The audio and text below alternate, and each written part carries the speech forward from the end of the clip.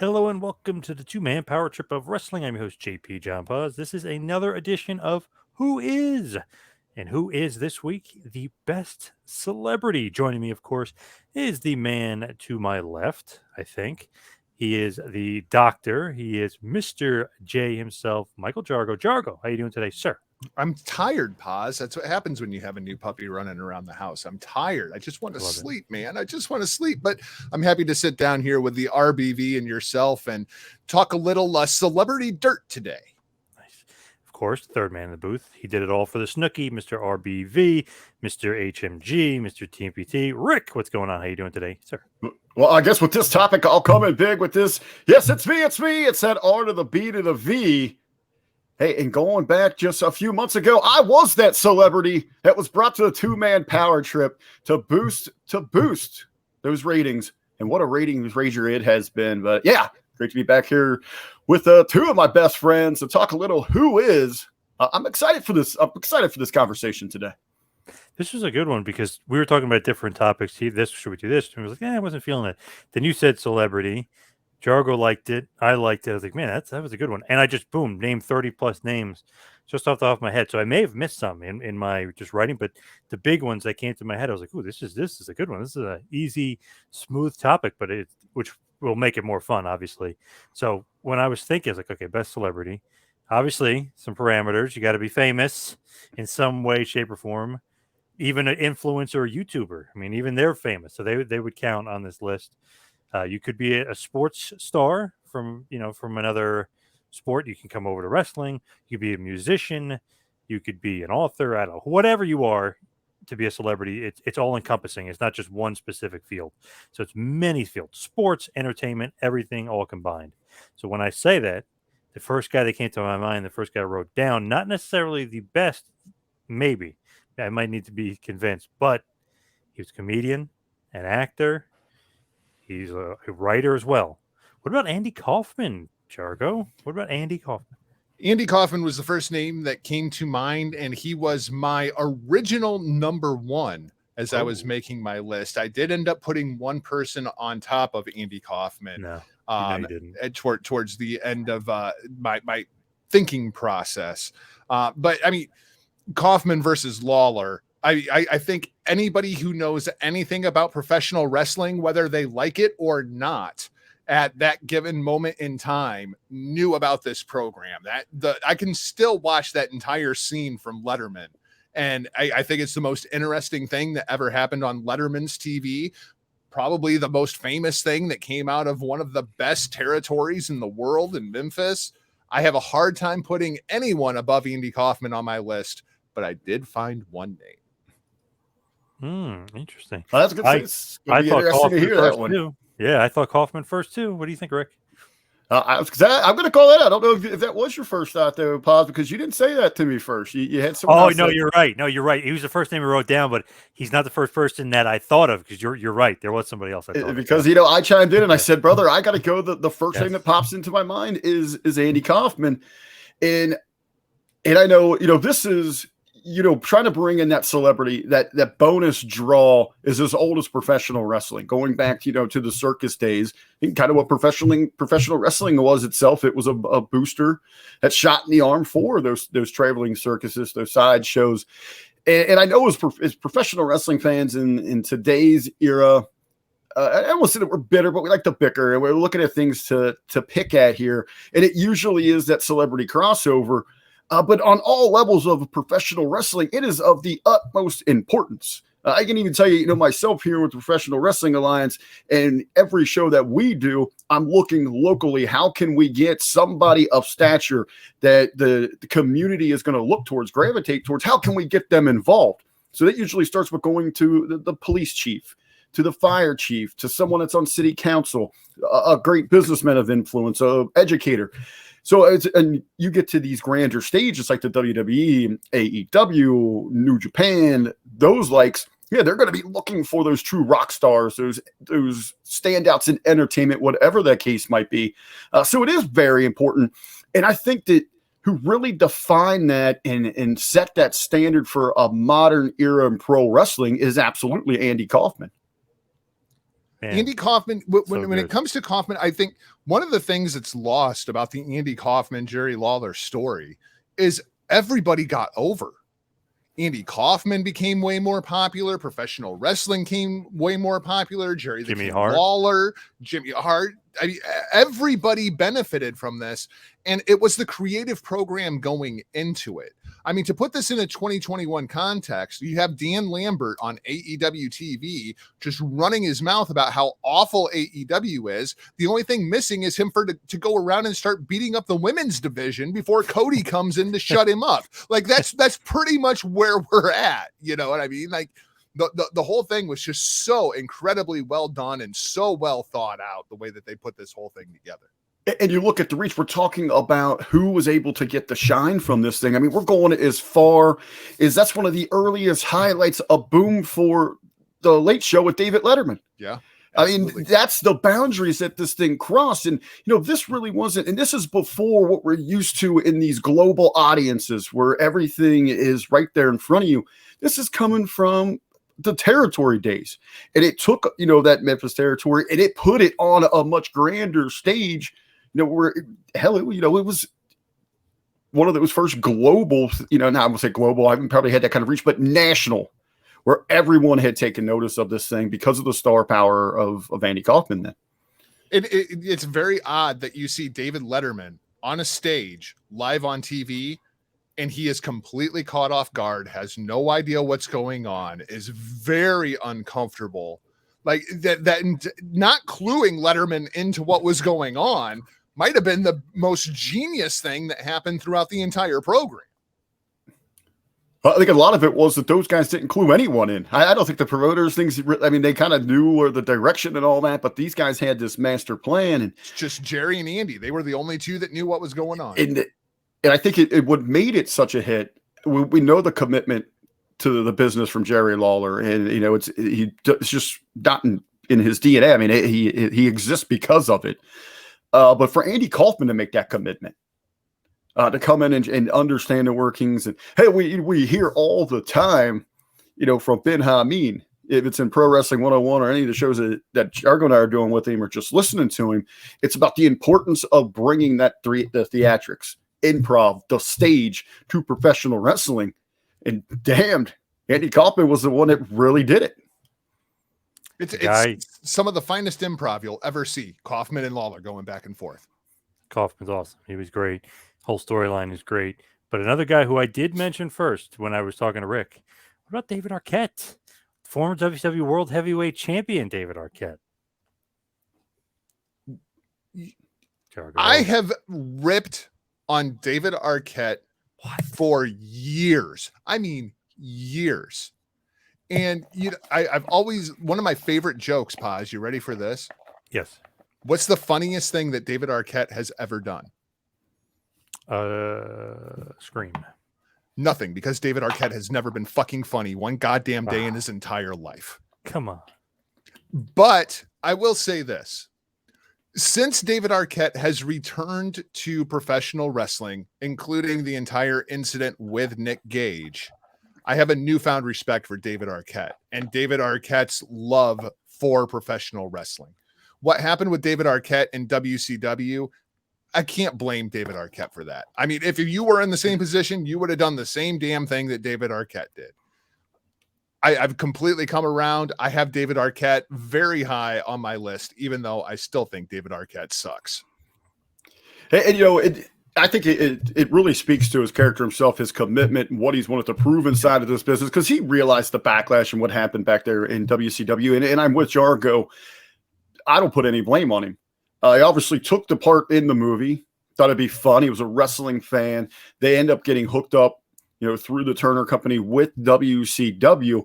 And I think there's a lot of wrongful blame. A lot of people, want to blame Arquette for this thing. You want to blame Russo. Come on, this is a marketing ploy inside of itself. And it's one of those things that, okay, this might make a little sense here on paper. When you see it play out, it just completely backfires on you. Something that was meant to be fun, not to be taken overly serious. You have now this early stages of this bitter, booming internet wrestling community ready to the sharks are in the water. They're circling. They're just ready to chomp on this thing. And that's what happened there. Now, listen, and a lot of people don't even think about the good side of that story that came out of there, where he was donating money to the Pillman family, I believe. Everything that he got out of WCW to help them out. So he was giving back to the locker room. He was helping those in need. He was there trying to, to the best of his ability, promote the product, the brand, and that they're living a dream inside of himself. But then all those years later, just, really to have the balls, to have the guts to say, you know what, that's not the way I want to be remembered inside of professional wrestling. Let me go do this the right way, the best of my ability. I think he's done that. Jargo and I were in Chicago for the first All In. Jargo, he had to get back to it and all that. So I stayed up there an extra day with Adam Rivera, and we went to a Warrior Wrestling show and got to actually spend a little time talking to Mr. Arquette. And he's one of those guys you could tell that the passion was there. He wasn't there for a payday. I mean, hell, he's out there working, albeit one of the, a nice independent there. But he wasn't looking for just that shot back to the top. He wanted to earn his stripes. I think he did a good job with that. The other thing with putting there maybe as the best, I think it's a great heartwarming story, but did it really boom or grow the business? Well, and in Russo's defense, because people have kind of shat on Russo for this for years too, and he has quite possibly the best comeback that I've ever heard. Bro, it was 20 years ago and we're still talking about it. You still think it was a bad idea? He's got a hell of a point. With Arquette, very nice guy, by the way. One of the nice guys I've ever met. Did his first ever convention, did his first ever wrestling interview. So, really cool guy. Such a nice guy. He kind of loved the business, super fan. He's like, I'm not being the champion. I don't want to win it. And then he's like, no, you are. He's like, Harley Race was the champion. Flair was he was naming all the guys. He goes, I can't be in that category, in that league with those guys. So in his defense, he didn't want it at all, but he did a good job as far as okay, he's like the champ, but he's delusional. Like some of the backstage stuff was great with him. And then his comeback, I think, was great as well. And the documentary, You Can't Kill David Arquette, You Cannot Kill David Arquette, is great. Nick Gage tried. Yeah, he tried for sure. Even though it was Arquette's fault. Got to throw that out there. It wasn't Nick Gage being malicious. It was Arquette's fault. Right, of course. So the next person I wrote down started off the rock and wrestling era, really. What about Cyndi Lauper? Does she count? Does she put her up there? She's got to be considered, no? I have her in my top 5, but I have her at number 5. I'm a little surprised that you have her as high as you do, Poz, when it came to I'm just throwing out names. List. Well, no, just like name off the top of your head that was so high on your list of writing her down. Cyndi Lauper was great. What Cyndi Lauper did for the wrestling business was great. And that's why I have her in the top 5. But as far as her actual performance on television, her role on the wrestling show, I feel like that pushes her down the list a little bit from some of the other names. Why? Just because I feel like there were other names that were far more important to our context as we're sitting here talking about it as a wrestling show. I can see where you're coming from if we're just stacking them side by side. But I think you got to look at, the role that women played in wrestling at that time too. So it wasn't like she was going to be given a match and try to get in there and mix it up with anyone. Hell, that was really before they tried reintroducing regular women's wrestling. Correct? So it's not like you're going to put her into that spot she in. Right. And it's not one of those cases of today where we got to put everybody in there. It was okay. It's going to expose a lot if we put her in there with even, a Moolah, Rock and Robin, whatever the case might be. But I think it really was. And even then, before we even, any of us could imagine we'd ever be referring to this as sports entertainment, that was the vision inside Vince's head, is he needed to have that crossover boom. And where you certainly had that in other genres. You were touching that in, your big, tough, badass men, sports and movies. She opens this MTV audience that was much desired and really much needed for that early success for obviously, it's not called, the film and wrestling era. It's not called, sport and wrestling era. It's rock and wrestling. And she led that way. So I had her pretty high. Another name that immediately came to mind that may top the list for Jargo. I have a feeling he will. I What about doubt it. Mike Tyson? I have Mike Tyson right behind Andy Kaufman, number 3 on my list for Iron Mike. Tyson and Austin. That is the call that really, for me, like that was the Attitude Era. When I think of the Attitude Era in like one soundbite, it's Jim Ross screaming Tyson and Austin, Tyson and Austin. Yep. WrestleMania 14, I've unabashedly said that it is my favorite WrestleMania. Shawn Michaels versus Stone Cold Steve Austin, I think, is one of the most underrated WrestleMania main events in pro wrestling history, especially knowing where Shawn was at the time mentally. And none of it happens without Mike Tyson. Mike Tyson was, who would have think that you needed Shawn Michaels versus Stone Cold Steve Austin and it needed a catalyst? But Mike Tyson was that catalyst, and he was the catalyst for an entire boom period as far as I'm concerned. Well, I'll go just one further on you there, Jargo. Not that Shawn Michaels and Steve Austin needed that. The WWE absolutely needed that. And we can look at all of these defining moments where, we can debate that who blazed the trail for the Attitude Era, who was laying that groundwork, when did it start? Undeniably, the shot that was heard around the world, the big boom that created that era, was Mike Tyson coming to the WWE. And that's when the heads really started to turn. You've heard it through so many shoot interviews. The guys on the other side, WCW, looked at that and said, oh, they're turning up the volume here. They are putting, more gasoline on this fire. They mean business. This isn't going to be a cakewalk like we had thought. They went out and just got Mike Tyson. This is going to be a fight here. That's what he's known for, and that's what he's brought. Kind of funny in a weird way that it worked out the way it did, and they weren't able to get Tyson all those years earlier because of what's going on in professional wrestling today with, his sexual assault issues, which kind of swept that all under the rug, and then they went back and revisited it here, which allowed this huge boom period. Yeah, but there's actually another reason why they didn't use Tyson earlier. What's He that? he was supposed to be the referee, but he lost to Buster Douglas, so Buster Douglas took his spot for the Hogan. There was a few cases where the Tyson thing fell through. They literally were like, okay, win this, you're going to be this. You're going to be the champ, and you're going to officiate the big Hogan Savage one-on-one rematch on the main event. He loses. They're like, shit, we can't book him now, and he's a mess, and he's got all these personal problems. Okay, Buster Douglas is in.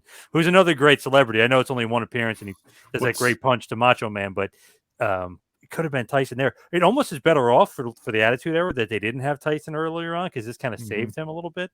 But it's just funny the way that happened, because it's supposed to be Tyson refereeing the Hogan Savage match. It's funny. Back then, they would cancel a booking with you if you looked weak in your own industry, your own genre. Now they sign you and make you champion. Right. I also think that we can't understate Mike Tyson and AEW and the message that it sent to the pro wrestling fans just to see Mike Tyson show up at the rival company. Like, this guy's not fooling around. Yeah. Yeah. I think historically speaking, when we look back, that was going to be a big moment for AEW, even though it doesn't necessarily play as one right now. The camera shot, though, of him, that was a horrible, horrible job of that. Remember, he was yawning? Yeah. And that was the shot they showed of him. It's like, oh, you idiots. Maybe bad luck, you could say whatever, but man, you got to be paying attention to what he's up to. That's what I wonder. That was one of those first for AEW where it's okay, maybe they're not playing around. And I think now you're seeing a lot more of that with some of the signings and that, but time will tell as we revisit history and how AEW grows, how they can spin that thing. I just think, man, it felt he was so underutilized there that I don't know if it'll be as impactful as what we had seen previously. Well, it's funny that you say that, Rick, because as I look at my list, I have 3 different boxers on my list because I also have Muhammad Ali on my list. Of course, yeah. And I also have Tyson Fury on my list. Tyson Fury, the 21st name on my list, the last name on my list, because I still contend that nobody cared about Tyson Fury. Which was odd because he was on such a roll and he did well on pay-per-view, but it's odd they didn't care about him in wrestling. Yeah, but doing well on pay-per-view in 2020 for boxing is, like WWE doing well in the rating when they hit 2 million viewers, right? I mean, it's just the sport of boxing has fallen so far.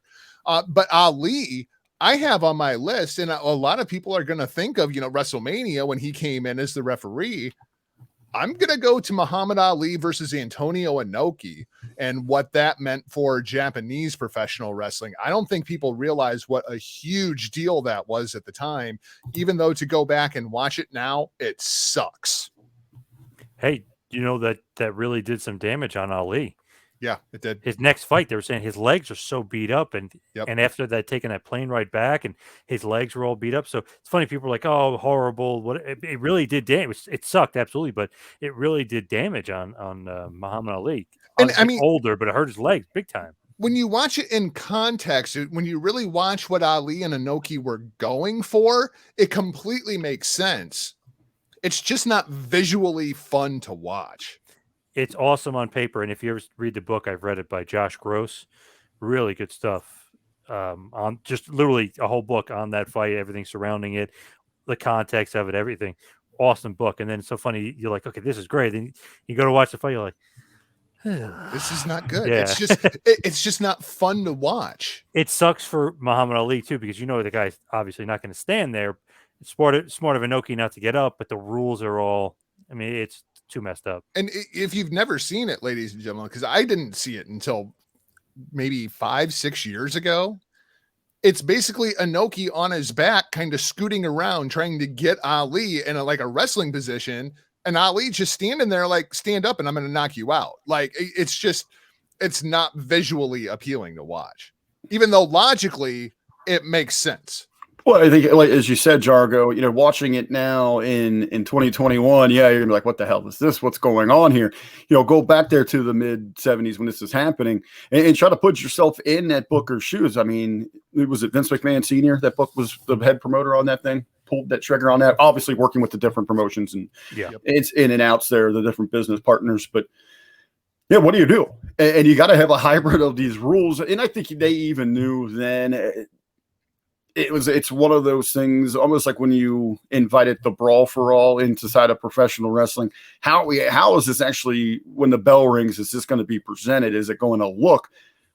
Seems cool as hell on paper. It sells. I'm sure it sold a lot of press, a lot of advertising, and a lot of at the box when it went down.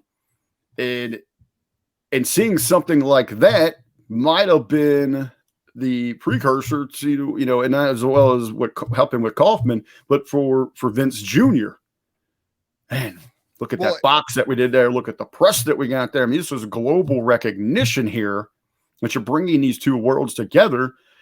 And obviously outside of the ties with, the boxing and wrestling that we would see in the early WrestleManias, but you got to have Ali involved there. Well, and I also think it's very understated inside of the history of mixed martial arts. And I think it's also very understated when you look at New Japan Pro Wrestling and their history and how things went. As great as of business as Enoki versus Ali did, it was Enoki's obsession with mixed martial arts that almost put New Japan Pro Wrestling out of business at a certain point. Now, it's funny you mentioned a bunch of boxers, but you didn't mention a guy who made 2 appearances and 1 epic appearance. What about Butterbean? How come we're not including Butterbean on there? Oh, I was wrong. I do have a couple other ones on here, and Butterbean is on my list, and so is Floyd. I mean, but both of them, to me, they just didn't carry. Floyd. They just didn't carry the weight, though. Like, Floyd was about the spectacle because it was in there with Big Show, and you realize how small Floyd is. Huge number for pay-per-views, though.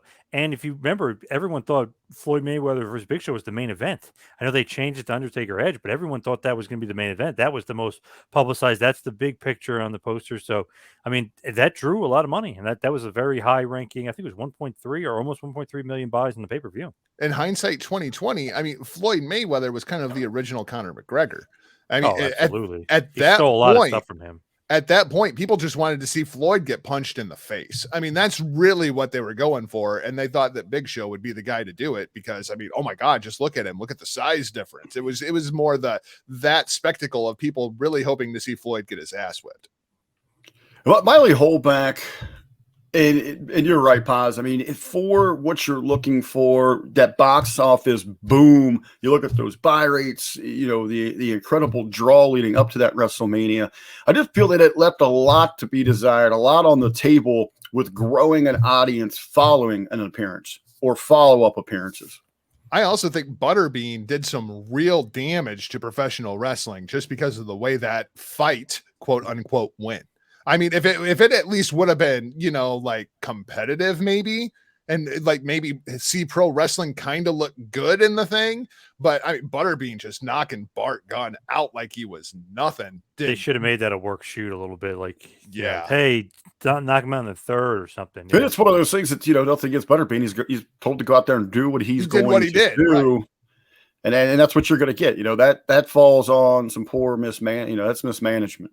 Well, it's to go back just a little bit. It's Enoki sending pro wrestlers to go have shoot fights with mixed martial artists, and it completely destroyed New Japan Pro Wrestling. It's funny. It's like, hey, Yuji Nagata, you're great. You're a legend. Go fight Fedor and get knocked out in 30 seconds. Like, what? Right? Like, what are you doing? Yeah, crazy. Just to think of like doing stuff like that is nuts. But Evander Holyfield also made a brief appearance to be very, very short and sweet with Matt Hardy, but just throw him out there. Floyd, definitely on my list because of the main event, quote unquote, of WrestleMania 24. Butterbean, of course, the Mark Merrow, which was a work, which you thought that's what they were going to do for Bart Gunn when they had that thing, him and Mark. It wasn't as entertaining, but at least Merrow made it a little fun and he was being the heel, and Butterbean didn't try to decapitate him, like he did to Bart Gunn. But I think the other thing that hurts too is by the time Butterbean was on WWF TV, it was still WWF at that time, boxing had already kind of started its fall from grace. And it was like Butterbean just didn't seem like that big of a deal inside of the mainstream culture. There was like the kicker for SportsCenter. Well, you still had, outside of boxing, though, you still had a little bit of a grassroots run with Tough Man Contest. True.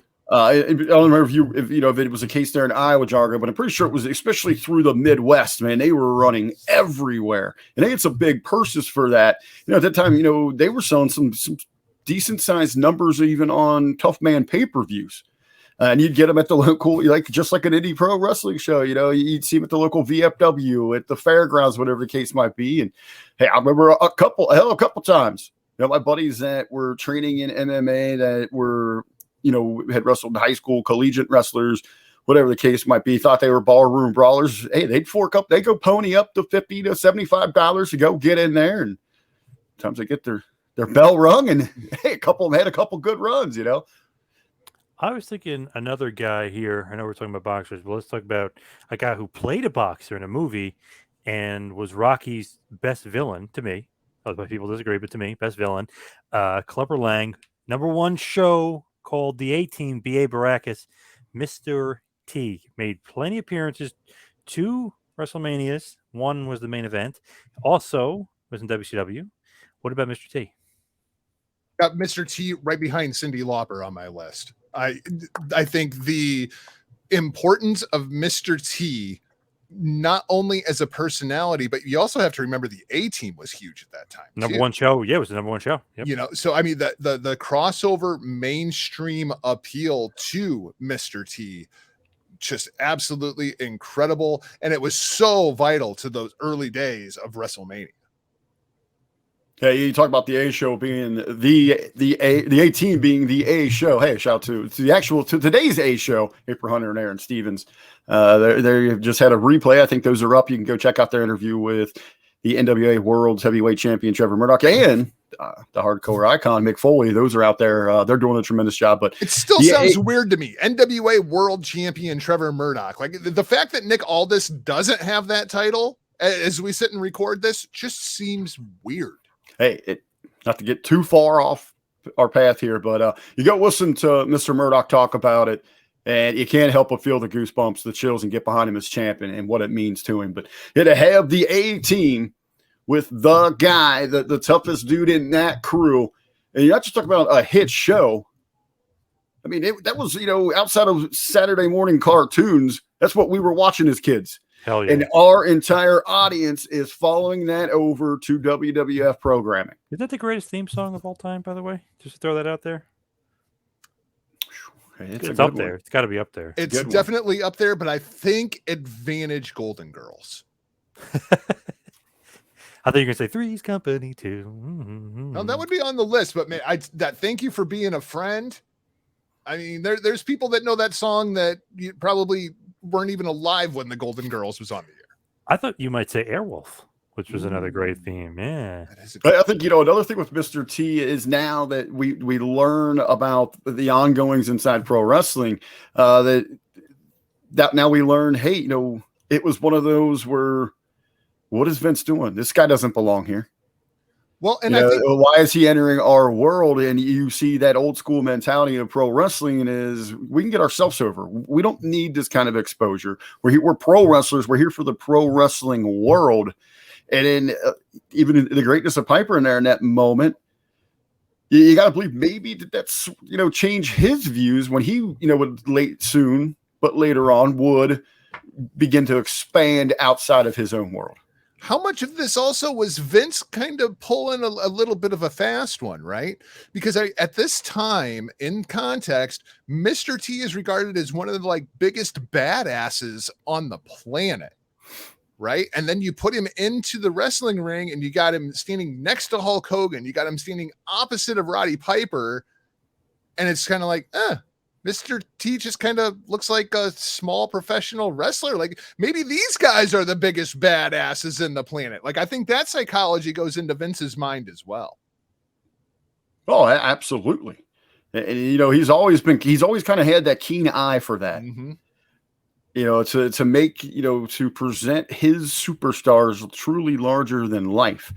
It seems, in many aspects of how they've used to handle that, they've lost those directions, those philosophies today, but there's still a little bit of that foundation there. But especially back then, any opportunity that he could be able to have one of his bulking brutes up there next to anyone, hell, going back to, the same philosophies of we're going to have a 20-man battle royal. I'm going to put 10 NFL dudes in there and you ain't going to be able to tell who's who.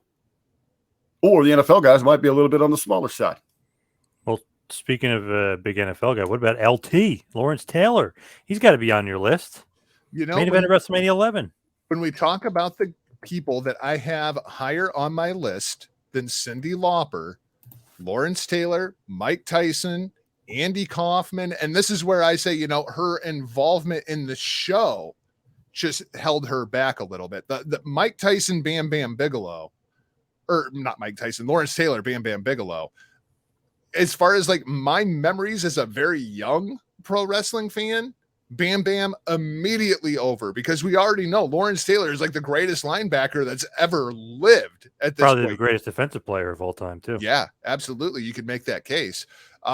Lawrence Taylor, I think that when it came to a mainstream sports audience and the crossover that was involved, I mean, you talk about the early days of Sports Center, right? That was a big deal. By comparison, Tyson Fury was the kicker. Yeah, I think maybe the only drawback here when we talk about LT, and it certainly was a much needed kick in the ass for the business. And when we look at the business as a whole at that point, we're talking about one of the ultimate lows. I mean, so many people had checked out on professional wrestling for WWE to go and get a grab like this. And, there you still have your peers that, this shouldn't have been in the main event. No, I mean, this is what everyone was tuning into right here for WWF, for pro wrestling at that time. And so his contributions were amazing. When we are talking about big NFL names, though, I do want to give a shout. I'm not going to take away from LT's moment here in the conversation, but who I would have loved to have seen, man, a little more from. We had him in one of those Royal Rumbles I was talking about, but the fridge, baby. Yeah, William Perry. You talk about the celebrity and what he had going for him and what the crossover potential could have been right there. If they could have done a little bit more and had a little bit, longer run there with the fridge involved, that would have been incredible. I think this was also my introduction to the rivalry between New York and New Jersey. I can see that. It's interesting with obviously kind of football and wrestling is like the perfect kind of crossover. Not even talking about the guys that came over from football to play wrestling, but like the guys that are actually like currently were football players and they did some wrestling. So Kevin Green always comes to mind, and he was really good. Like if he wanted to be, he could have been an awesome wrestler, but he was a Pro Bowl, all-pro football player, the sack master, the sack machine. He didn't really necessarily need to do wrestling, but he was such a big fan and he loved it. And he did some wrestling. He was great. And he hardly had any training. He was awesome. Well, another name on my list, one of the horsemen, right? Mongo. Mongo was freaking, I almost enjoy Mongo's wrestling career more than his football career. You know why? Because I'm a Packers fan. Screw Mongo McMichael. That's when the horseman turned heel for me. Yeah. I left Mongo off my list simply because I thought, at some point, where do we draw the line instead of just that celebrity crossover? He fully makes that transition into the world of professional wrestling. But what about Reggie White? He's got to count. Yeah, I would put him in there. I just think, it's I don't know why he had a 15-minute match with Mongo. I mean, that's a different story for a different day. Yeah. But I mean, those guys probably don't even move for 15 minutes inside of a 60-minute football game, but hey, let's put them out there in a wrestling ring to do that. But yeah, it's just Mongo is one of those that fell into, where I just removed them from the list, like a Shamrock, those that made that ultimate move and had extended runs. But hey, I know he gets a lot of flack for it, man, but I always enjoyed Mongo. I even liked his commentary back in the day from what I remember of it. Not that I went back and re-listen to a lot of it, but I remember enjoying it in the moment. And hey, man, anyone that scores Deborah McMichaels is doing all right for himself. For some reason, I have NBA players on my list. I have NFL players on my list. I have boxers on my list. Yep. For some reason, it never even occurred to me to put Shamrock, Suzuki, Brock Lesnar. With his return to professional wrestling, he was a huge celebrity at that time. It didn't even occur to me to put MMA fighters on my list. Really, out of the MMA fighters that really would have stood out to me as that crossover, and maybe because she only had a year, I question we had Ronda. Yeah, that's another one I didn't. But again, she was in that gray area for me of did she truly make that full transition? And the transition seems so seamless if you do it right. Like Ken Shamrock, it's the same personality inside of the cage that you saw inside of the ring. When it's done right, Suzuki, it didn't even cross my mind to think to put one of those guys on my list. I think that could be a whole who is conversation inside of itself, because there's so many that made that full transition. Dan Severn, who represented the NWA so strongly for a while. But would you even count Suzuki and Shamrock and Severn? They don't count to me. They're pro wrestlers first. They were trained pro wrestlers first, then they did MMA. So, Shamrock, I think of Shamrock more as a fighter than I do as a wrestler. But even he goes, I was a pro wrestler that did MMA. He doesn't say I'm an MMA guy that did a wrestling, because technically he was trained as a wrestler first. So, I mean, that's semantics. And in my mind, it was really, not till we get off course again here, but to mine was, if you sign on for like longer than 6 months and you are active regularly in competition, that kind of disqualified you from this conversation of who is. Oh, well, you're going to really hate my number one then. The real number one. I'm still trying to figure out who you got over there, man. I know who it is. It's the real number one I'm about to say right now. He's a member of the NWO. It has to be. There's no doubt about it. Dennis Rodman. Rodzilla, Rod the Bod, the Worm.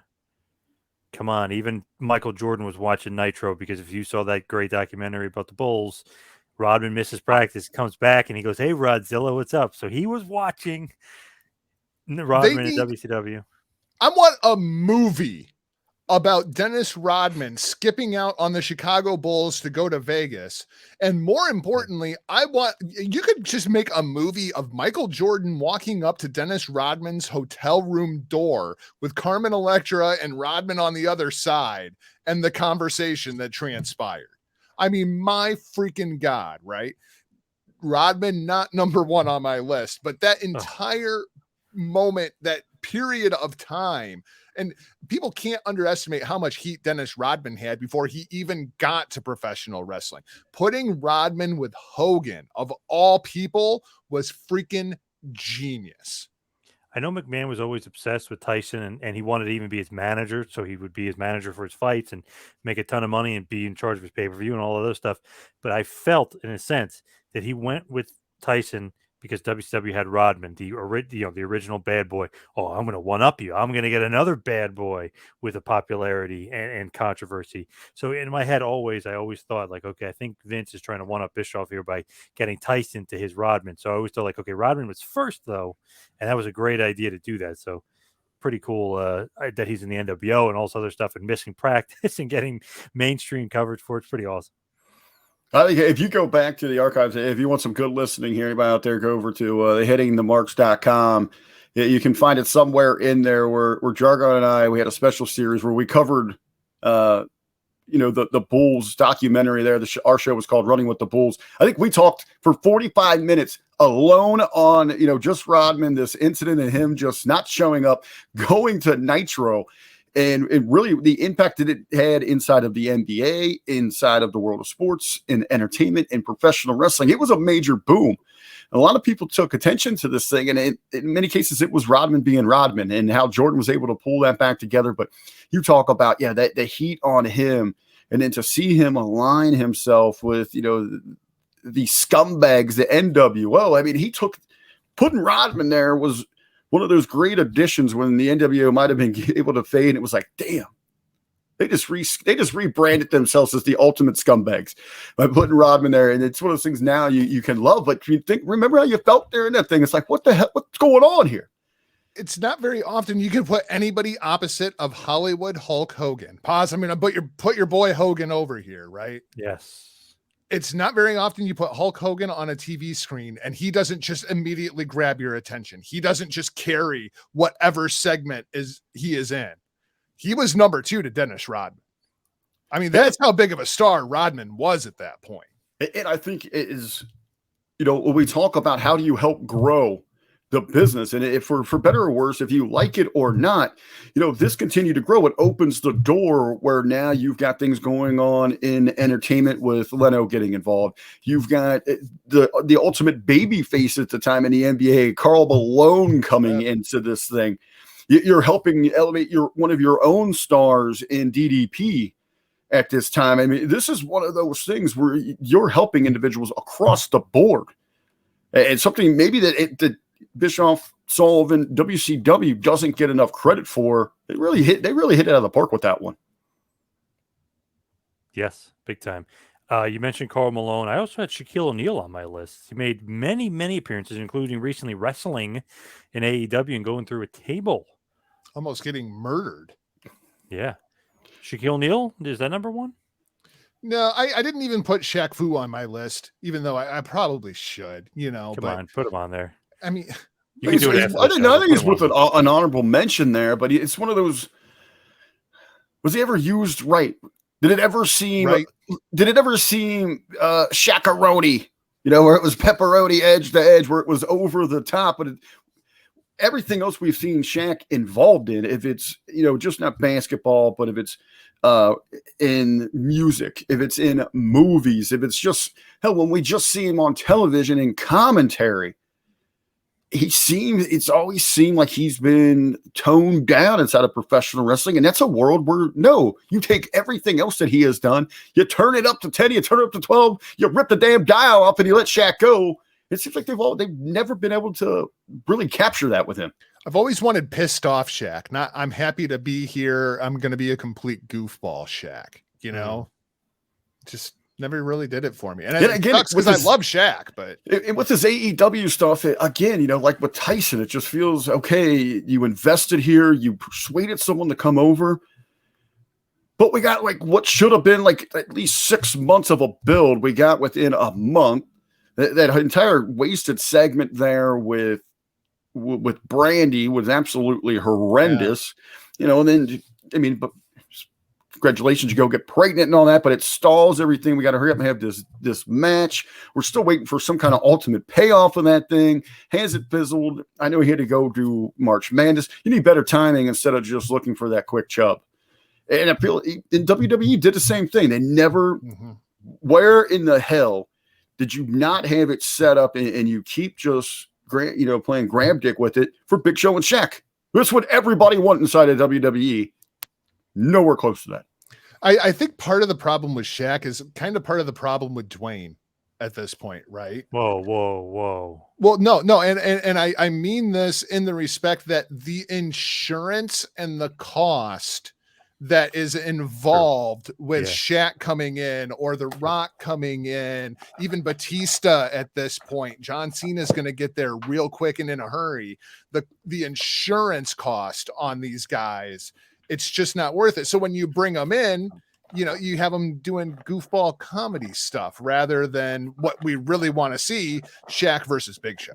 I know, but what you could have had that where, we're talking about just those draws. It doesn't have to be anything spectacular. We don't need those two to go out there and try to give us a 15. You could have made it a body slam challenge, and that thing is going to draw. And at least we've got them one-on-ones, aside of just a nose-to-nose inside of a battle royal, whatever the case might be. You've got the hype. It's about the hype and the builds, what that about. Right. You got those two on two separate mega buses traveling the country doing separate press conference. You want to sell out your house shows? They ain't got to touch each other. You just have mini press conferences at every damn house show. You have them making major appearances. If you got Shaq covering a game in Miami, then you better hell have Big Show cover on the set in LA covering something. I mean, that's all you needed to do there. Then you get in there, you have some pushing, you have some shoving, you have a scoop slam, boom, we're out. But I mean, you want to talk about the difference between somebody like Shaquille O'Neal coming in and somebody like Bad Bunny coming in. Why did Bad Bunny jump off the top rope and go all the way to the floor? Because it didn't cost him nearly as much in the insurance. I mean, that's the reality of the situation at the end of the day. Speaking of a great celebrity that was in the ring wrestling, and he had a few matches, and he had his own show, he had his own movie, Mr. No Holds Barred himself, Zeus. He's got to be number one. Got to be. Yeah, Zeus is one that didn't even cross my mind, and absolutely. Well, no. That's what I'm saying. He absolutely should have. Oh, okay. He absolutely should have. Zeus might push Rodman out of my top 10. That's how highly I think of Zeus. I can't believe I didn't even think of him. Zeus terrified me as a child. He might be the first guy that I was like, nope, don't like that guy. Nope. I love that they brought him in after the movie because it's funny they're saying how the movie flopped. The movie actually made money.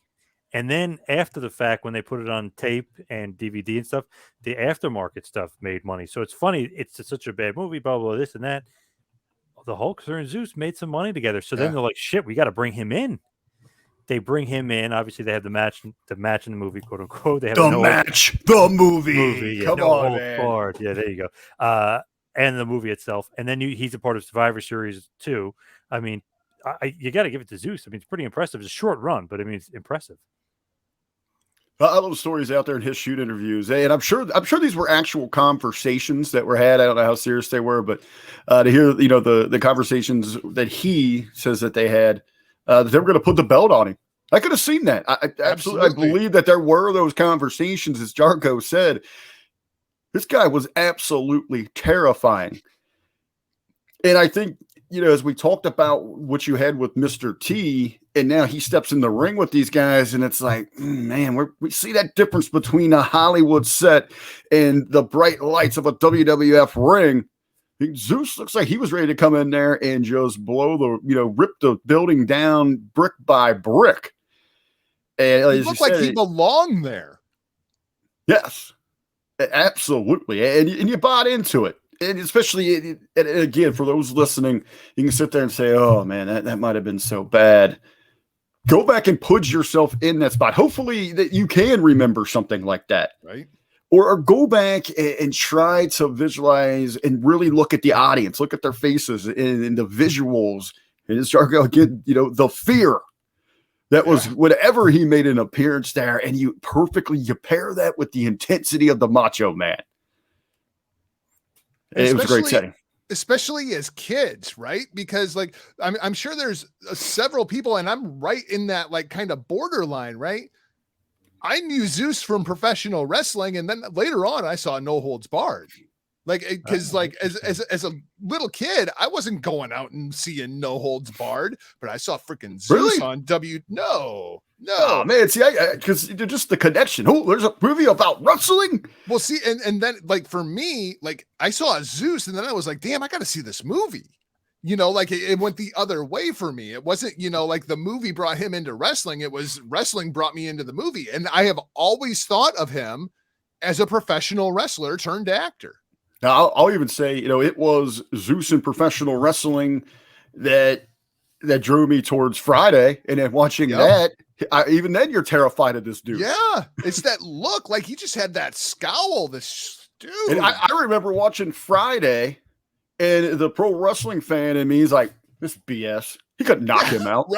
Right. This BS. He couldn't even beat him with that brick, man. It's Hollywood BS right here. So another person I had on my list that probably is, now that I really rethink about it, it's got to be Jargo's number one. WrestleMania 4, WrestleMania 5. He's in attendance at WrestleMania 7. He's the reason they got the biggest buy rate ever. WrestleMania 23 has to be, and he's been on a bunch of Raws. The Hall of Famer, the man who really made Bobby Lashley. Bobby Lindsay, baby. Donald Trump has to be. Jargo, if it isn't, you can turn in your hat right now because it's got to be number one. Donald Trump. Not Donald Trump, although 45 is certainly on my list. The feud between Donald Trump and Vince McMahon is just absolute freaking money, and nobody's going to convince me otherwise. Literally, it was raining money. Just absolutely freaking insane. Absolutely insane. The buy rate that they end up pulling off of that, just to have two guys stand in the corner. Like, it's crazy. They built it around the cornermen. They sold pay-per-views off of the cornermen. Insane. And it's funny because I know Michaels and Cena went on last, and all throughout the whole build-up, you thought Batista Undertaker was going on last. And okay, both those could be the main event, but the way it was built and the match they pushed the most was the Battle of the Billionaires. So, I mean, it was kind of resting on Trump and Vince to get the buy rate up, and boy, did they. Well, you look how impactful and how important the position is. I mean, Trump, he purchases the WWE. He goes and he is the draw at WrestleMania. I mean, there's only one more position that's more prestigious than that, and it is President of the United States. And he goes and achieves that there. Did that too. Guy's done it all. I keep trying to guess who the hell is number one on Jargo's list, so it's got to be Pete Rose, I guess. Oh, Pete Rose is in my top 10. I actually have him above Rodzilla. How? What? No, come on. How could you not? You that feud has went on for how long? Come on. Kane versus Pete Rose, man. It's people say that the WWE doesn't do long-term storytelling. I direct you directly to Kane versus Pete Rose. Epic. So that means that Jay Leno would be on this list as well for you. I will say this. There are few men that have worn the gobbledygooker head. Me and Pete Rose are two of them. Whoa. Damn. Jargo, you have inspired me as I'm sitting here and you gonna call it? Getting ready is me. We got the box seats ready to go next week. PWA's heading to Monday Night Raw, taking the boys down there for the show. Hey, but I think it'd be the perfect time. I gotta only less than a week, a business week here to get a petition around the city, take it down to the arena, hand it to Stephanie, to H. Well, they're not going to be there. Maybe I'll get Brucey or Pierce or somebody. The petition to get Pete Rose back in there, because it's an absolute shame that Charlie Hustle is not the 24/7 champion. I thought you might say that Jay Leno is very high up on your list for that god-awful Road Wild match. Jay Leno is on my shit list because his new TV show is airing on Fox 28 and I have to watch it for an hour every night and it's freaking awful. Jay Leno, sorry. It's my Jay Leno. I think he's one of those where I appreciate coming into professional wrestling and I appreciate helping promote it inside of itself. But should have had that Cyndi Lauper role where you don't step when you don't have a bell ring for you. You don't compete bell to bell. You come in, maybe, you have that crossover where you have all of the competitors with a contract signing on your show to put that spotlight, whatever that case might be. But I think they just took it a little far, but I still appreciate the contributions. Jay Leno, he's in the same category as Jon Stewart to me. Yes, Jon Stewart I has on my list. Oh, not very high, but Jon he's Stewart. not very high, but he's on there. Just some other big time celebrities I wrote down. None of them made very high on my list. Everybody high on my list I already named, but Schwarzenegger, Snoop Dogg, Stephen Amell, Maria Menounos. Wait! Stop! Full stop. Whoa! Stephen Amell is in my top 10, and you're just going to give him honorable mention? Yes, top 10. What? Why? I challenge anybody to find me a celebrity wrestling match in a modern context better than Stephen Amell versus Christopher Daniels at All In. Now, granted, I was there, so I might be a little bit partial, but that is quite possibly the best celebrity wrestling match I've ever seen. Yeah, you get all this, what have you done for me lately? Fanboys looking for that big stage and the Bad Bunny at Wrestlemania because they're out there hitting all these marked spots. You want an actual wrestling match, you go look at what Amell and Daniels actually did. I would say that Amell should be considered higher on your list, Poz, because we're looking at the boom. What this guy has continued to try to help and promote professional wrestling in other genres, under other spotlights. I mean, the guy has shown a love for the business. There's great hype right now going on with heels. It kind of sucks that that's, just on the Stars platform that it couldn't have, where it's an easier outlet for people to get to. But yeah, I think there should be a great deal of appreciation for him. I also have down Logan Paul, the legend. He's on there for modern times. Snooki, your girl, who you love, Rick, is on there. Machine Gun Kelly for getting his ass kicked. Mickey Rourke for WrestleMania 25. Pat McAfee I put on there. He's kind of not really because he's a full-time announcer now, but I threw him on there. Drew Carey, of course, is a Hall of Famer. William Shatner, of course, is a Hall of Famer. Come on, you're getting close. You're getting close, Poz. Come on, you're getting close to some of these names I think that me and Jargo are going to hit you with here. And I really wanted to mention these two girls before I let you guys mention these two names. Jenna Jameson and Pamela Anderson. You bet. Absolutely. I'm surprised you didn't have Chuck Norris on the list. Oh my God. How in the hell did I forget? I love Chuck Norris. Dude, you better sleep with one eye open tonight, dude. Right. Chuck Norris. Good God. What about Luchasaurus? Does Luchasaurus count? Luchasaurus was on he's a full-time wrestler. Well, but he was on like Big Brother. That's Big like Brother. The Miz.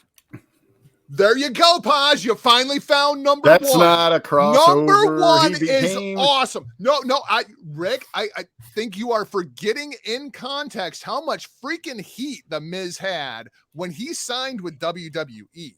That was a big freaking deal because people hated the Miz from the freaking Real World. I mean, if you go back, the Miz was over as a heel character on the Real World long before WWE, and people tuned in to see him get his ass kicked. I get that, but you're talking about what we were just talking about with those MMA, those people that transitioned and became a solid part of the world of professional wrestling. If we're having that conversation, I think Miz wins that debate. That he is who is the greatest to come over. Can't be a full-time wrestler. Even still, I would challenge that the Miz is a bigger TV star than he is professional wrestler. That would be interesting. He's on Dancing with the Stars. Incredible numbers for Miz and Mrs. Hey, you got to remember, I mean, just outside of the Real World, he had great runs on the Challenge there. Mm-hmm. So yeah, I mean, even as the host of the Diva Search, I mean, they put him in that spot for a reason. Couldn't beat me in a beer pong at the stadium, Miami University. But hey, I'll still give the nod to the Miz.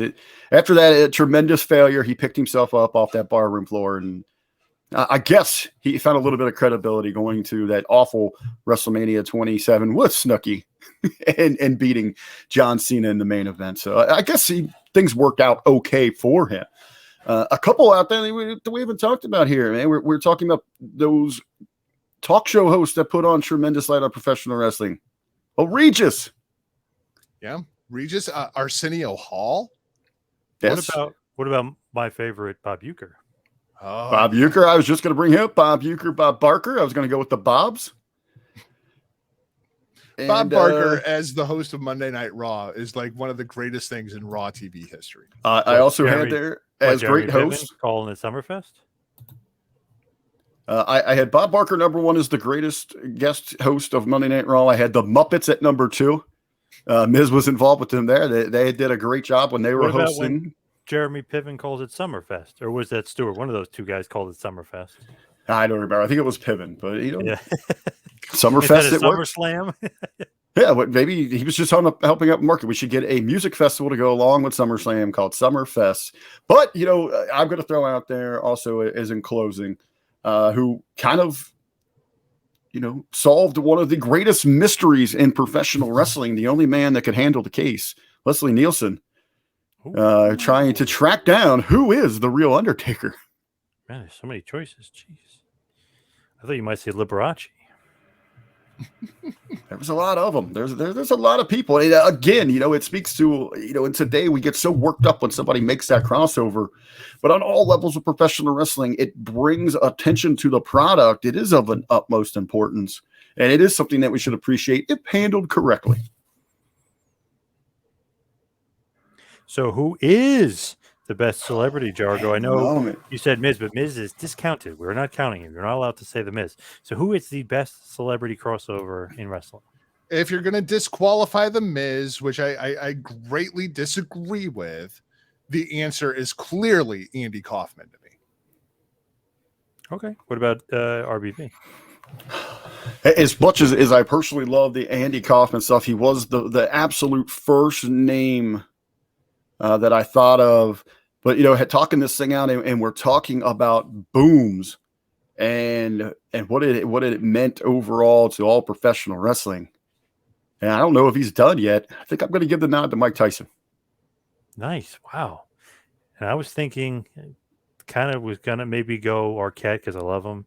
Thinking about Rod. Hold on. Pause. Do not swerve us and say Brooke Hogan. Oh, God. Come on. And then I was thinking Rodman because of the NWO and his influence there. But I can't stray away from the guy for row first. Andy Kaufman. Cannot stray away from Andy. I think he really is. That's like the perfect booking, everything. If you're going to say, like, how do we do a celebrity in wrestling? That's the blueprint.